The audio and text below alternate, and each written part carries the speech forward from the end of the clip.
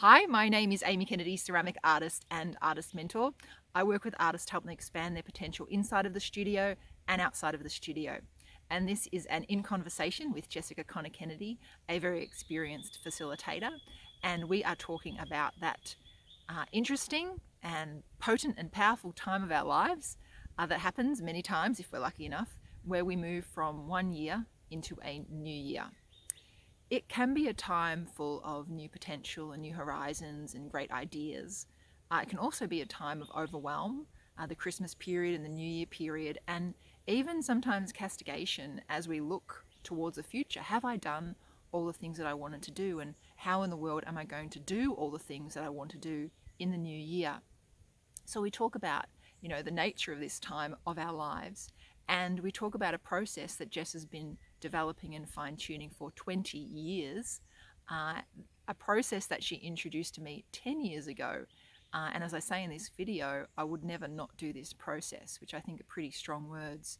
The process is called UNEARTH, and it is, I won't give you all the details, Jess will talk about it in the conversation, but it's a really unique process of reviewing the year that was in a very specific way, the good and the bad and the ugly of that year, and using insights and learnings from that to create a vision and a plan for the new year. I think the thing that makes Jess's work particularly different is that it's not just strategy, goals, and planning. She brings into the mix a lot of different processes, writing and journaling, conversation, art play, and using different sides of our brain. So we can arrive on something that is actually really meaningful for us and will really stick with us for the whole year. It's been quite a transformative process every time that I've done it, and I've done it in groups with Jess before, and it's a wonderful experience. So if you are a part of my community, and you are if you're watching this, so thank you for being a part of my community, I encourage you to watch this video and see what you can learn from it, and indeed consider joining us, Jess and me. I'll be there too, but Jess will be running it, UNEARTH, this year, especially if you don't have a way to transition from one year into the next year, and you know that you have goals and you have dreams that you really want to get done. So please have a listen to this video. There is so much good stuff in there. Please do not let Jess's sweet demeanor make you underestimate her. As you'll read in the show notes, you'll see a bit about her experience, but she's a serious facilitator with so much experience. She's worked with organizations and businesses in public forums. She's worked with groups in conflict, in spiritual care, in hospital. She's worked in prisons. She's worked with educators and much, much more. And she really brings so much to the table in terms of her ability to be able to facilitate groups, to create environments of reflection and listening. And she brings into it her passions of wellness, nature, and play, and a lot more. So thank you so much, Jessica Connor Kennedy, for your time in this conversation. I absolutely love talking to you and will always love talking to you. So please enjoy and let us know what you think in the comments below. Without further ado, let's go to the conversation.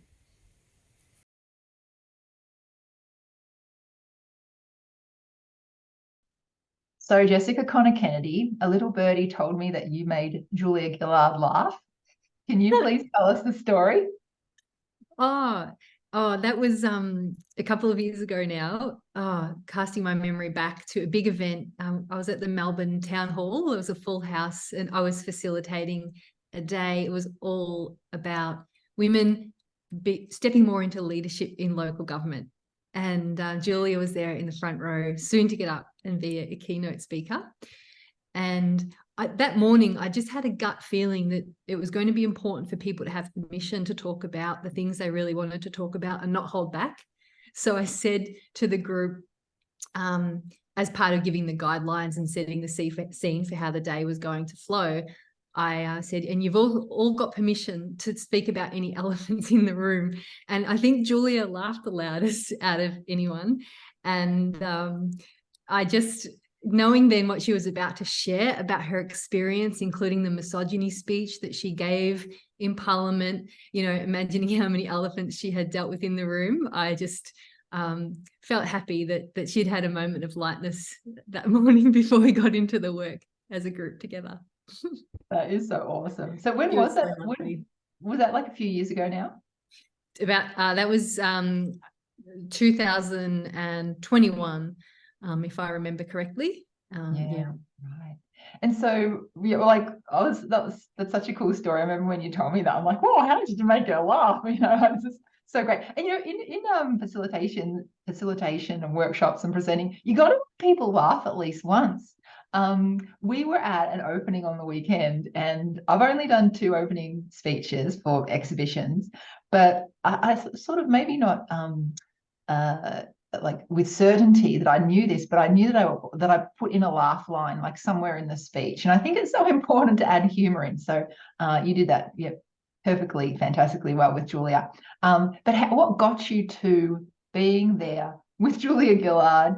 You know, what do you do in your work, in your life, and what is your passion? Yeah, well, thank you so much for asking. And I think you are one of my role models in terms of bringing humor into everything. No, seriously. And at that exhibition, I remember laughing a lot because you were just lightening the mood. And it's so easy for us to get a bit too serious, us all to get a bit too serious with our daily lives. And just to remember to play as adults is so good. And so I try and bring that into my work now. And you asked what got me to be facilitating at that event. So that's, I guess, working backwards from there. I was working in a community engagement team. So a lot of facilitation I was doing was with very big groups of public, but also smaller teams who wanted to go through some strategic planning together. I was sometimes being called in to deal with conflict situations. So say if there was a group of residents who were very upset with a local council, for example, my job would be to set up a plan, get the event happening, and then be there and facilitate that conversation to usually try and get to a place of people hearing and understanding each other. I'm very, very passionate about people hearing each other and understanding. Because I think that's a big part of how we can have a peaceful society. And then I guess the other part of my work, I'm really interested in reflection and how we can think more creatively. So before I was working really deeply in that community engagement space, doing big public forums of, democratic decision making. Before that, it was more in spiritual care. Actually, I was managing a spiritual care team at a big hospital, the University Hospital Geelong.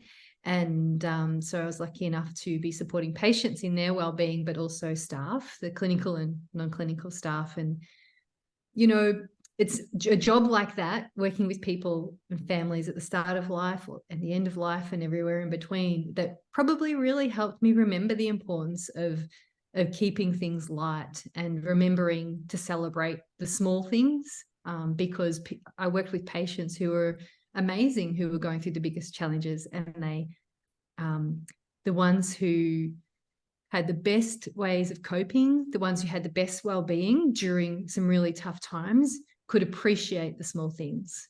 They could see the bigger picture and where they were trying to go, but they could appreciate the small things. And of course, working with the staff in hospitals, I just got to see how resilient people are in really tough work settings, and help them with their well-being, which really carries through to everything I do.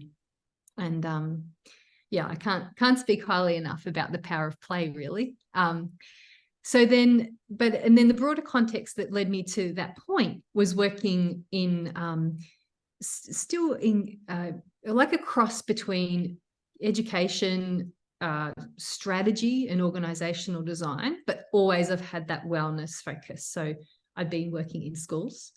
Wellness with teachers in particular was a focus and a real interest. And prior to that, I was working with farmers, and I'd worked with prisoners because just that element of listening and how we can create a better future for ourselves if we're given the structure to listen to ourselves, listen to others, and kind of try and see a better path forward for ourselves, some tweaks we want to make, and have support to stay strong to what we've committed to, be less like blown off course. So yeah, I had studied agricultural science first, which is why I was sort of more in the space working with farmers initially. But, you know, amazingly insightful people, farmers, because they're often so connected to nature. And I know you know that about me. Nature is huge because I grew up exposed, you know, I was on a farm a lot, I was horse riding a lot, I was in the bush, building bush cubbies and camping with my family. So although on paper it might look like I've done lots of different things, it's always really been about nature, listening, and being able to, each of us, craft a way forward for ourselves that we most want, rather than being so buffeted about by all of the other influences on our lives. Yeah. So I know a bit more about you than just like the average Joe or Jill, because you're my sister-in-law, married to my brother. You're like my other sister, my favorite sister. But you've worked with such diverse groups and people and different organizations, and through, you know, observing you and talking to you about what you do, like, I've gotten to know so much more about facilitation, and I've learned so much from you, and it's such a specialized thing. And actually, you've helped me. I know some people know this, but you've helped me a lot, not just in facilitation, but in also planning and organization, and really structuring things so that you can create experiences for people that they can learn and you can listen and they have time to reflect. So yeah, I think even in the last 6 months, I've learned so much more from you with that. And I really appreciate your help. And you know, just being you and your inspiration, it's fantastic.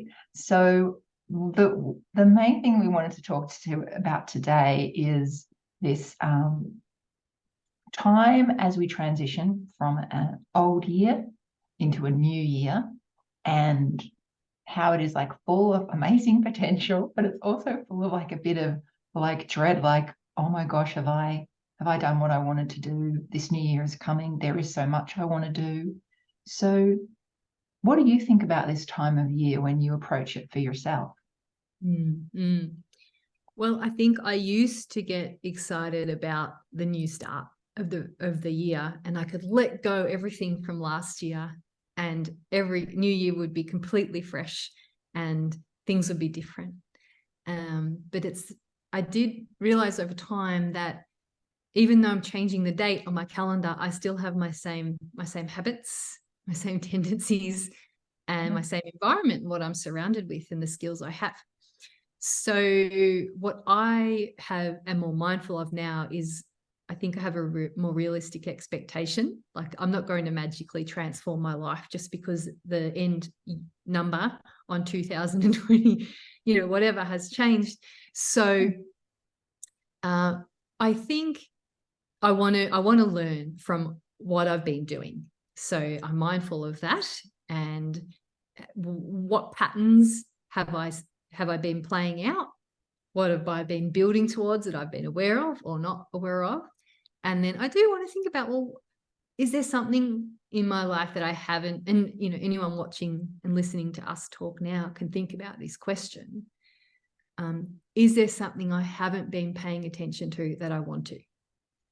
You know, there's often that thing that's like comes up for us now and then when we're on a holiday or out on a beautiful bushwalk, and I'll get to that one day. I'll get to that one day. But I find for me, I have to really pin myself down and think, right, how am I going to create the time and the environment for this to happen, and the consistency? Because I'm a bit of a go with the flow person, and I can sort of tend to be a bit distracted by other people's priorities around me, family, friends, and so on.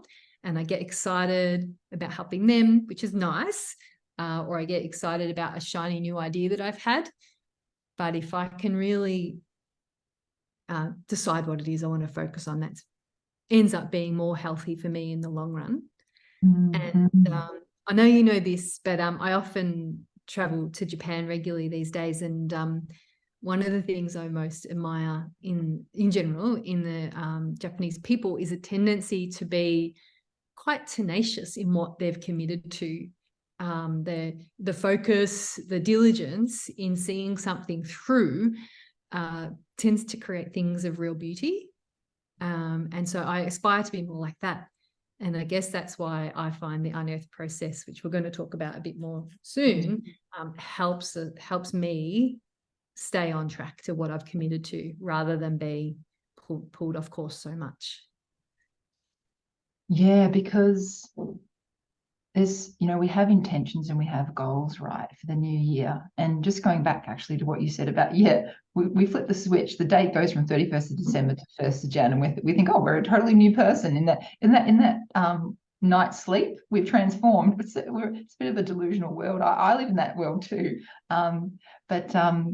We have these intentions and these goals, and we have them. But what is so crucial, what I found to be crucial, and I think you too, and what you offer and deliver, is actually a time to really consider what these intentions are and what these goals are. And in fact, the step before that is to look back at what has happened, and to really take the time, and the time for reflection and thinking and planning to do that, because that has been a huge game changer for me when I've done this process that you introduced me to.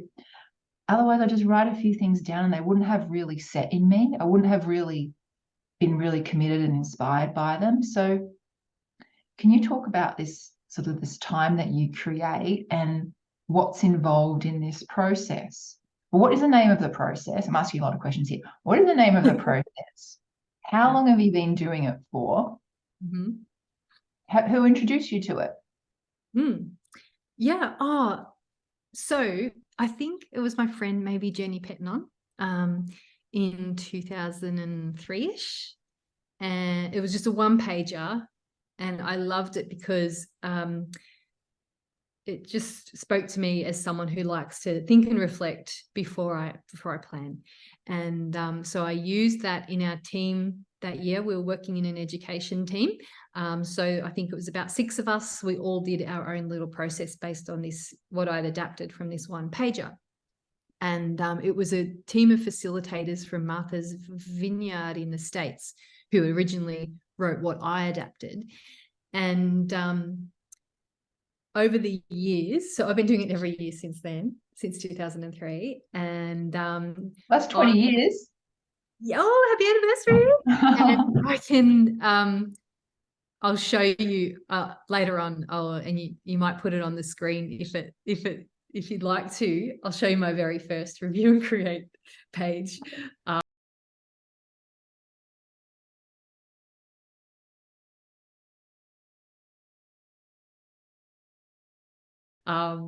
It was called Review and Create at the time. We now call it Unearth, which, is very much signifying the way we first in the process take time to dig back into last year and unearth our learnings, unearth the gems, the things that we might not notice if we didn't take the time to go back on it.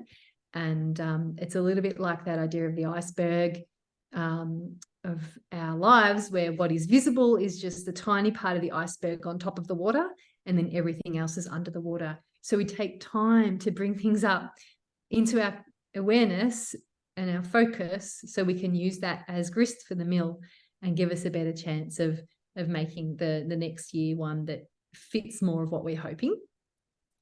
And so what I love about that part is that from every year, I have a little year in review summary. And it looks different depending on how I do it each year, but it's this amazing kind of archive that I can go back over my life. Yeah, it is absolutely huge, because I've done it, oh God, I don't even know how many times I've done it with you, Jess, maybe even 8 or 10. Oh, at least 10, yeah. Yeah, and I don't even know what I was doing before then, like picking some goals out of the sky and trying to do them. But the review process in itself is mind-blowing. So, you take us through and look, you use your calendar or use your diary to look through at these big things that have happened. And so much, as you said, is like underneath the bottom of the iceberg that you totally have forgotten that's happened. Great stuff, bad stuff, challenging stuff. Because more and more, there's so much on our plate, things that we're doing and moving between different parts of our lives. So that review process is I really look forward to it, and it's so illuminating for what you've accomplished and what you've been working towards, and even the hard stuff too. And it's so vital. Yeah. Yeah. And so, and then, as you know, once we have that, we can then in a better place to think, okay, given all of this, what do I want to focus on next year the most? And so that's the most significant part of the time, because it's almost like needs the most support for each of us to stay with it, because it can be really, I find really easy at this point to get it a third of the way done and then just think I'll come back tomorrow and not come back. So that's why, you know, we're there in the group when we do this in groups, and you know, many years it was face to face, but now because we have so many people who want to come from such big distances away, online is great for many reasons. And so yeah, we can just all have that supported space to get the plan, get the final your product that you can look back at through the whole course of the year, even when you're getting wobbly and you feel like you're not achieving anything, or go into a bit of a spin because you're like, I don't know how to make this decision. I have this choice and I don't know whether to do it or not, or leave this job or try this opportunity. It can just provide really stabilizing force to make those decisions. Yeah. So you do we won't tell everyone all your secrets, but you do the review, and then what are you pulling from that to help you to take into the new year? What are some of the other processes that you do on from that, you know, in the past groups that you've done this with? Yeah. Well, I find that I really appreciate myself as a learner the chance to think more about what I'm going to come up with. And it, you know, if we were all attached to brain scanners and we were doing a strategic plan, let's say for our workplace, and we just wrote down, I want to do this goal, this goal, this goal, and this is how I'm going to get there, only a certain part of our region of our brain would light up. But we want to, when we're doing this, we want to get as much of our brain involved as we can. So I will invite people to, if they're comfortable to work with art materials or objects, and definitely non-artists do this process and they definitely enjoy it and they get it, because we've all played with art materials when we were young. So we try and go back to that way of thinking. We might pull out some objects or do some journaling processes that are known to help get more of our brain involved, so that it also means that what comes out of it is more aligned to who we really are, as opposed to just our conditioning as to who we think we need to be in this world. So that's been quite broad. So I can go into more detail if you like, but just to give a sense, like, we're trying to get out of our habitual thinking for that time on the second day. I remember, I think maybe one of the first times I did the process, which you were then called Review and Create, was in Anglesea down on the surf coast in Victoria with the small group that you had. And I was just following along with what you were doing. It was great. And then at one part you suggested that we go for a walk around the grounds there and just, you know, be thinking about, you know, what we've been working on and what objects like just stood out to you, and to collect some things and bring them together and use these as sort of stimulus for, you know, the energy that you want to bring into the new year, or the thoughts you want to bring into the new year. And I picked up do you remember this? I picked up a feather and a stick. And it was really interesting because it's like, stick, yes, Amy, you need the stick to get things done, discipline. You also need this lightness of the feather, to be light on yourself, to be look after yourself. And of course, we put our own things onto these objects, but seeing where I wanted to go in objects, in different things, and just writing, which I love, was so beneficial for me, and I think for lots of people to get into it in that different way. Yeah, well said. And it's a very good reminder of how the mind could more easily go to the stick when we do these planning type of processes for ourselves. We can tend to be a bit hard on ourselves. I need to achieve more. I need to be more. I need to be more successful. But if we can drop all of that for a while and just sit with what our hearts and our overall kind of self is drawn to more, then we get these new bits of intel that we can work with and give energy throughout the year, which is great to see. And I just love seeing people in UNEARTH get to that point where there's this whole other side of them that gets the light shone on it, and they can kind of put some steps in place to protect that part of themselves for the year, so it gets more airtime.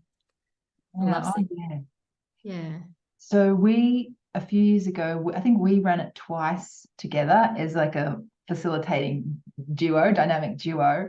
And I have stepped back for other commitments I have. And my brother, your husband, Adam Kennedy, facilitates alongside you now, and which is fantastic. And I attended last year's one, and it was wonderful.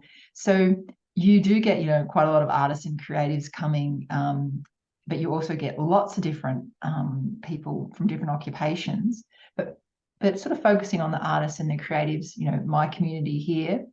What do you feel from working with them? What are sort of the main challenges or things that they're coming up against as they move into the new year that you've sort of observed or witnessed in the workshops that you've run with them so far? Well, I guess firstly, I want to say that in the main, getting a really solid support plan for the coming year, potentially no harder or easier for people who are in the creative world, because we all have our own different personas. Some of us will be super driven and maybe we need to work harder to slow down. And some of us will be maybe feeling like we're frittering away our time. So there's a whole spectrum in any setting I go into, wherever I am.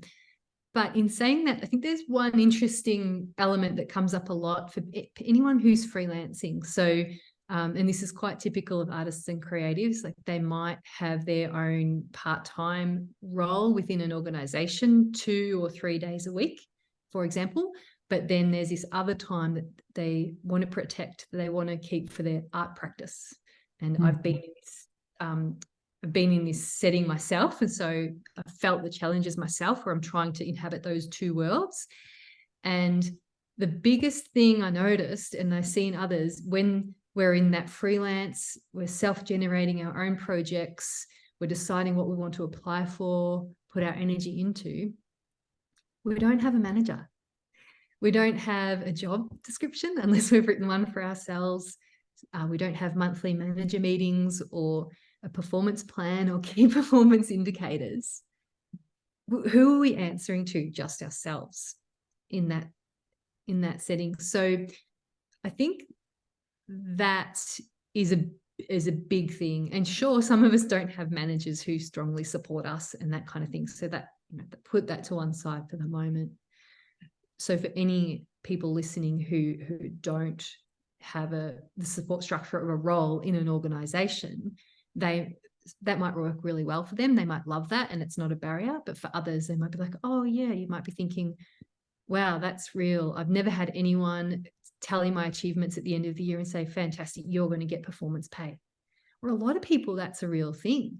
And you don't have that sort of organizational strategic plan that says, all right, in my role, doing these activities, I'm contributing to something that's much greater than me. And it's these 5 pillars of our strategic plan and our vision. So I think that could have an impact for people. Just pop in there, Jess. Yeah, definitely. I know a lot of the artists that I work with is most of the time they have another job or another role in an organization, big or small, and they've got that community of that team or the structure, and then they've got however many days a week for their art, which is a priority too. And you're right, they're flying solo. I think that's a lot of the reason why artists will join some of the programs that I offer is it provides this structure and this community like a workplace can do.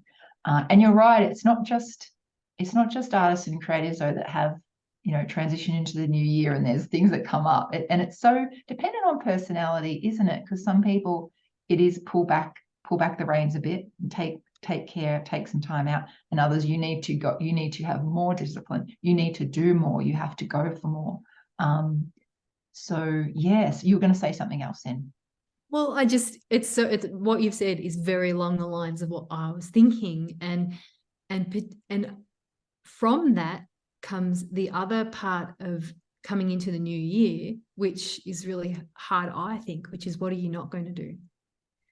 I think anyone, like, what are you going to prune off your potential branches? You know, I'm really interested in bonsais, and nature informs so much of how I see life works. What are you going to prune off? Because that makes things a whole lot healthier, if you do it at the right time. And also, what are you going to compost? Like, there might be a part of what you're interested in doing, but it's got to go to the compost. It's run its time. It can be easier to start things than to end or finish.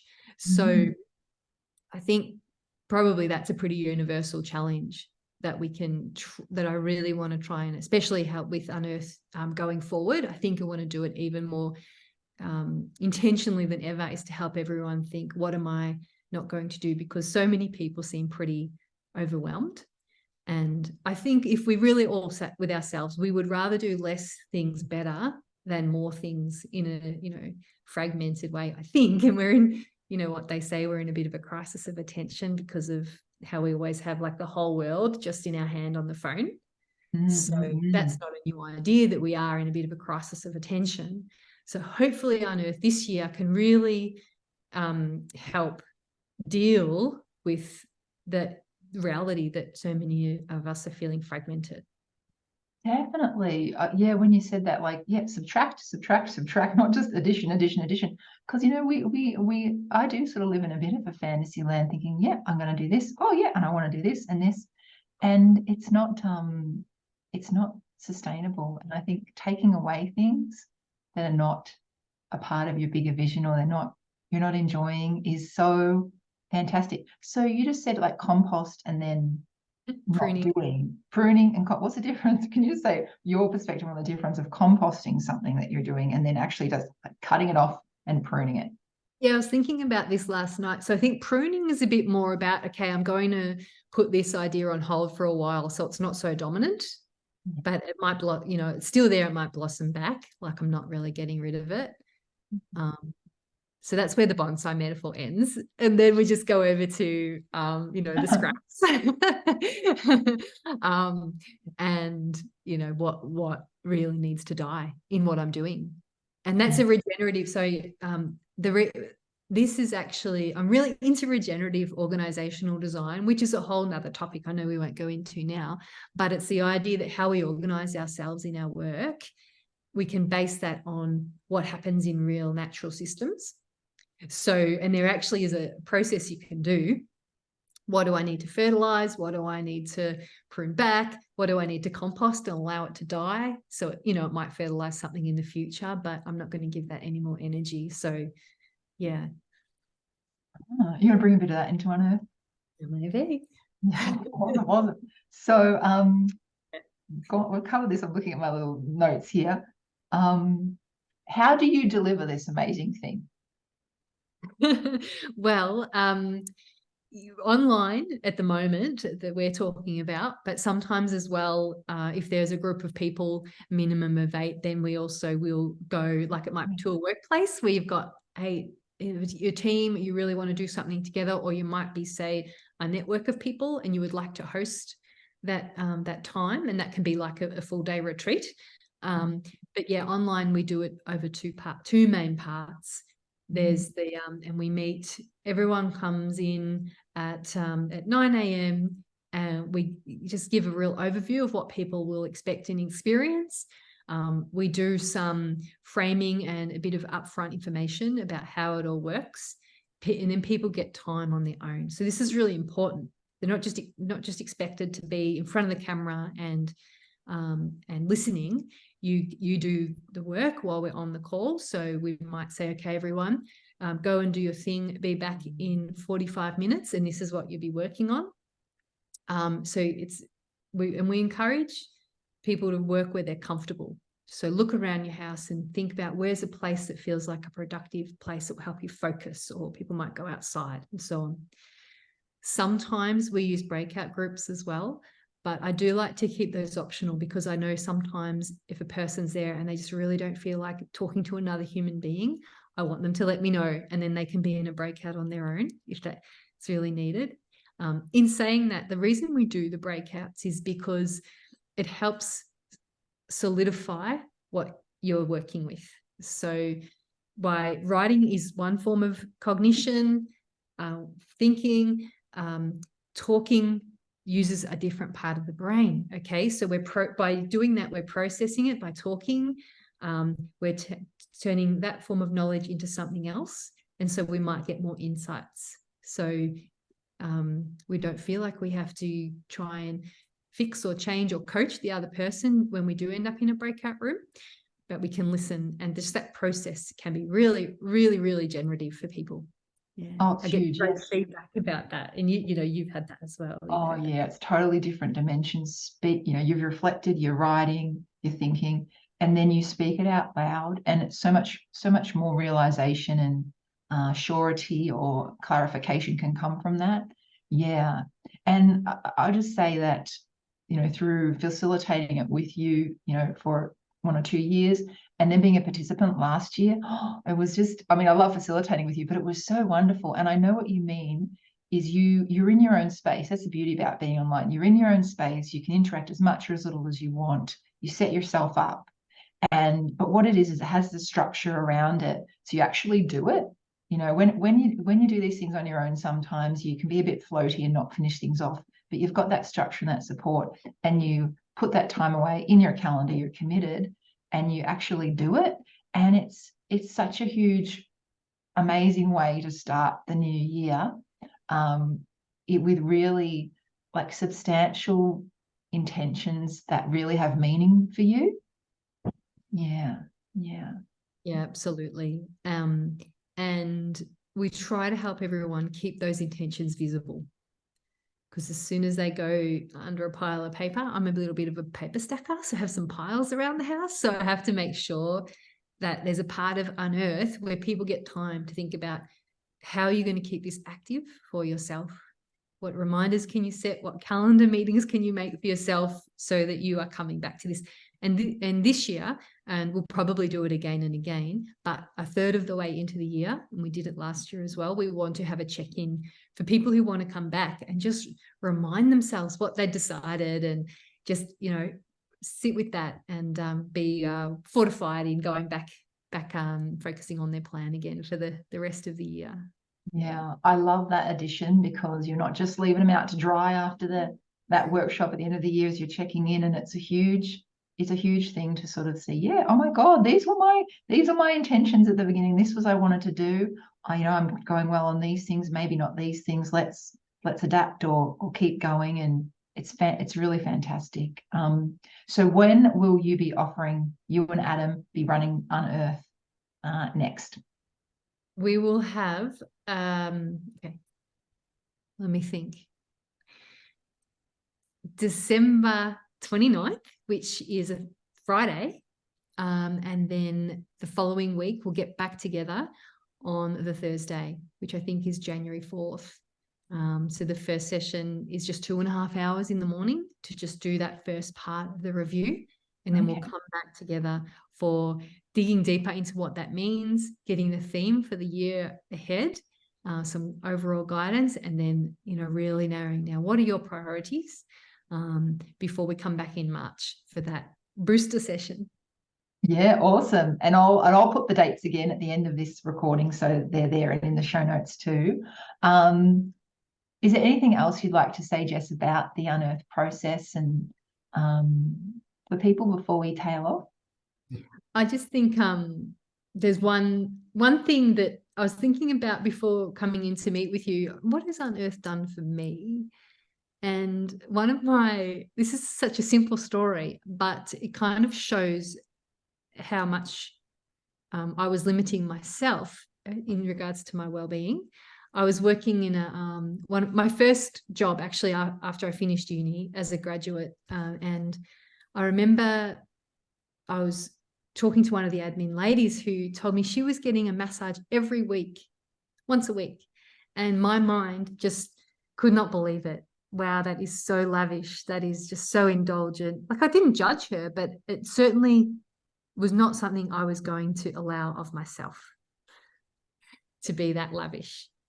And but then the following, at the end of the year, when I did the UNEARTH process and I looked back at my year, well-being had been a big issue for me, especially my like feeling tiredness and just a very busy mind that was very quite consistent. And so when I set my goals, one of my goals ended up being around getting a massage once a month, which was a huge deal. I don't think I even told my family, because for me that would be I think I was just worried about being seen as too indulgent or something, you know, whatever the things are that we tell ourselves. But this was all underneath the surface of the water, in the lower part of the iceberg, until I surfaced it. And so I have my colleague from back in that, you know, those decades ago, who just planted a little seed, and then that came out again in the UNEARTH process. And that was the start of really me turning around how I was able to look after my own mental and physical health whilst working. So yeah, and it's so good, like, as you're planning, to think of the things that you love doing, that you really want to do, that will really support you in all facets in your year, and actually put them in your calendar first, rather before it gets all filled up with all the other stuff. And I did something similar with the massage thing too. Last year, it's like once a month, just for a few months, because I was moving around a bit. I thought, no, God damn it, I'm going to put them in there, because it's an amazing thing, and we're very fortunate that we can, you know, do this, and we have amazing people to do this for us. But it's so fantastic. But if I hadn't blocked them in, it would have totally got swallowed up by other things. So people's thing might not be massages. It could be, you know, whatever it is for them. It could be something with their family. It could be, you know, reading time, going to that library. It could be, you know, whatever it is. But when you get them in first in the calendar, it's wonderful, because they're protected. It's already protected. And if an artist or a creative person, if that's those 2 days or that 1 day is what they want to protect, you do that first before everything else, and then it's set. And I think that's so important for me. Yeah, absolutely. Well said. Yeah. So possibly after UNEARTH, many more masseurs around the country will be getting. It'll be very good for the massage industry. Yeah. Well, thank you so much for chatting with me today about, you know, the work that you do in general, you know, your passion for it, and what you're going to be delivering with UNEARTH, you and Adam. And I'm going to be a little bit traveling at the time, but I do hope to tune in as much as I can this year. And I know some people have already booked in. So what I will do at the end of this video coming up soon is a way that you can connect with Jess, and you can book in and even ask her any other questions that have come from our conversation. It's going to be a real mix, I think, of a lot of artists, a lot of other people too, all different sorts. And it's always a beautiful group, and it's such an important thing to put time aside for this, especially if you know that it's not something that you've rushed past before. I will not never do it. Can you say that? I will not never. I will always do it. I will always do it. And because otherwise a whole year's gone past and you haven't dug into it. You know, there's so much rich stuff there. So I'll zip it now. And thank you so much, Jess, and I'll see you soon, I hope. Thank you very much for your support, and thanks to everyone for tuning in. That's wonderful. Awesome. See you everyone. Thanks for watching.